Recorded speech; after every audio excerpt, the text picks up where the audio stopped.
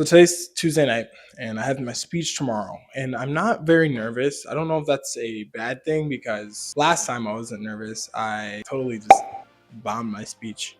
But of course, this time it's a prepared speech. I know a lot more about how to speak. I know a lot more techniques from doing things like table topics, doing things like riding in my car, and just kind of just speaking about a certain thing and describing it, telling a story about it. It could be anything. I know my speech. I know how to improvise in my speech. I'm kind of learning how to jump in and just kind of speak according to what I feel rather than just like what I've memorized. So it's starting to turn into more of like masterization of this certain speech. I feel like the best speeches that are done are authentic. They're actually something that, of course, that you've experienced, something that you can speak about competently, and also almost like as a certain like memory that's in your mind. I feel like when you have a speech that your mind has been on for a long time, you're able to pick up right where the audience has been or right where the audience is and kind of like lead them to where your mind is currently. And so that's what I've seen from the best speakers, and that's what I'm going to try to display tomorrow. There's a lot of techniques that I've learned recently that I'd like to incorporate tomorrow in my speech. The first thing that I'd like to incorporate in my speech tomorrow is going to be using the method of just being descriptive. I've grown so much as a descriptive person over the past few weeks, I'd say. I have been listening to less music in my car and doing more of just improvised speaking while I'm just driving. I find that that has been something that has significantly moved me in the better direction of becoming a better public speaker. I have to find adjectives that describe certain things, and I feel like it's like a muscle that you can train in your own mind. So I've been doing that a lot more often rather than just consuming content or listening to a podcast or maybe even music. I've been just speaking about something, describing something, telling a story. I even have this little game with myself that I do where I'll just start speaking in like these different voices and like little characters in my own imagination, and just kind of like saying sentences as if I were them. So I might be crazy a little bit, but it's helpful. You should try it sometime if you have a car. That's the perfect time to do it. No one can hear you. You can say the weirdest voices. You're going to cringe at yourself, but it's a really fun thing to do. Highly recommended. Also, I'd say that a really helpful thing that I've been doing recently is participating in table topics and also in different roles in my Toastmaster community. Those roles are Marion, Wizard of Oz. There's Account or Wizard of Oz, like the same thing. There's Timer. There's a lot of other roles. Another thing that I've found to be very helpful during Toastmasters is table topics. Table topics is a time where you can speak for 1 to 2 minutes. They give you like a 1 to 2 minute window where your table topics master will give you a prompt. And the prompt can be anything like, what is your favorite summer beverage? And then you'd hear that while you're up on stage, and you'd have to basically think while you're speaking and give them not only the answer of your favorite summer beverage, but try to be more elaborate as to why it's your favorite summer beverage. Maybe you have a memory about that summer beverage or something, or you can craft a story. That's the whole point. So that has been something that has tremendously helped me with my speaking abilities. That said, I've practiced my speech many times. I feel way more prepared than I was. Let's just say even a week ago. I feel like I actually can give this speech and it can sound good. It can sound clear.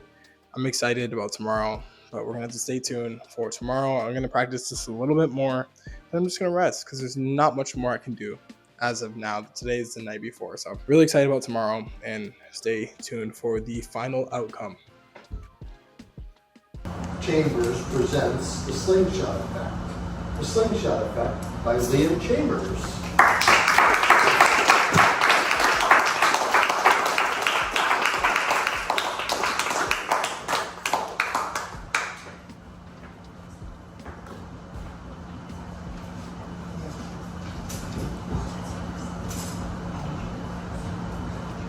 A little over a year ago, I stepped onto a stage and I completely forgot who I was. Toastmaster, fellow Toastmasters, welcome, yes. I was an ambitious college student. I was looking for ways to grow as a cybersecurity professional. And I spent my college days always on the go, looking to get better. I eventually landed a scholarship that was a very generous award that gave me the opportunity to go to this all-paid industry conference, this major conference. But it was under one condition, like most things in life. And that one condition was that I had to speak live, on stage, in an interview, a panel interview on stage. That didn't really make me nervous. I figured I knew my own life, I knew my story, I knew how hard I worked those late nights, those early mornings, working a part-time job while doing classes. I lived it. I could speak about it. And when the day came, when it was time to give the speech, I still wasn't nervous. I still felt like I was going to just knock it out of the park. All until I heard my name called, and I stepped onto that stage. And that is when everything changed. I remember stepping on that stage and seeing so many smart, sophisticated, opulent professionals. And there's this one thing that just kept bouncing around my mind like a ping pong ball. Don't mess this up, don't mess this up, don't mess this up, don't mess this up, don't mess this up. That thought was paralyzing. I remember I got so hyper fixated on every single word that came out of my mouth. It got to a point where I just didn't want to mess up. I just wanted to say something very vague and not try to look stupid. And that is what made me look stupid. I kept saying sentences that are very concise and direct.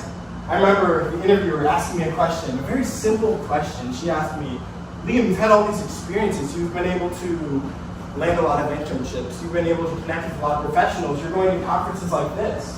What advice do you have for other students who maybe want other results similar to you? And I remember thinking to myself, I got this.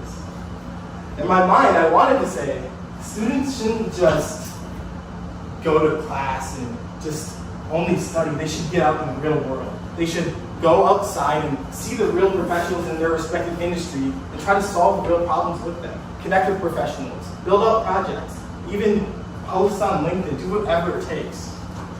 But instead, what actually came out of my mouth was, yeah, just put yourself out there. That's what I recommend. And I remember just like nodding, like I said something so profound, so unheard of. And I just wanted to leave right then. And when my interview was over, I remember walking off the torture platform, stage, and thinking to myself, I'd rather have a carrot peeler to the shins than to go back on that stage just for a millisecond to speak again. I was upset. But I didn't want to stay there. I wanted to be better. I knew that this was just the starting point. But I didn't know what the issue was. I wasn't sure if it was because maybe I took mostly online classes, or maybe it's because I was a commuter to school, a loser, or whatever. Or maybe it's because I just never took an online speaking class or course in college. But whatever the case was, I knew I had to fix it. A few weeks went by and I started my summer internship. And I wanted to take advantage of being in New York City and the hustle and bustle of that lively city. I ended up finding this organization called Toastmasters, and I was hooked. I got to see people of all different ages and backgrounds getting up and facing their fear of public speaking with incredible courage. I kept going. Every single Tuesday after work, I'd race down at the bottom of my building, I'd run across the street to the subway, I'd take it all the way to Midtown Manhattan, and we'd meet at this karaoke bar right there. It was a huge Toastmaster group, and I remember meeting a lot of people, making a lot of friends, listening to a lot of speeches, and never speaking. Never. No, not me. The summer ended, and I wanted to carry that momentum on, the momentum that I discovered in New York City. I decided to join another Toastmaster here in Michigan. I was local to my home in Farmington Hills, but they were remote. I decided to give it a chance anyway. Joined the Zoom call, and I just heard these people speaking as if they were reading off of some script or maybe a monitor to the side. It was just not my cup of tea. That was not Toastmasters I remembered in New York City. I remember being discouraged and thinking to myself, man, like maybe development can only happen in some huge city like New York. And I just kind of left it there for a few months, up until around May, when I decided that I can't let public speaking rule over me. I can't let that fear just stay over me forever. I decided that I have to expand. I have to expand my scope of opportunity. And I ended up coming across this group in our Toastmasters. It's a 40-minute drive. It's not an easy thing to do, especially with a car with no air conditioning. It's really difficult, but it takes sacrifice. In order to get to where you want to be, sometimes it takes pulling back. And it's kind of like a slingshot effect. It's pulling back. Maybe it's your time, maybe it's something like money, maybe it is plans that you've had, but it's pulling back. And then also, the second most important component, which is letting go. This group has tremendously helped me. I use it every single day at my new job as a cybersecurity engineer at Ford, and I am very excited to continue developing in this group. This is Toastmaster.